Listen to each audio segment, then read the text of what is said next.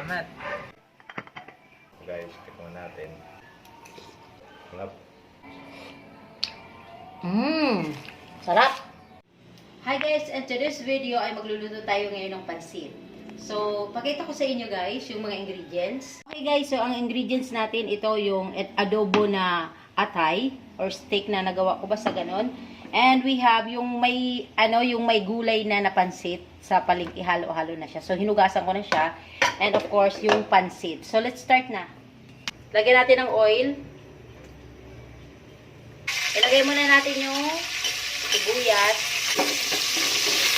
And then, sunod na natin ang atay. Luto na rin naman ito na atay. Gulay. Bubuhusan na rin ito. Ayan guys.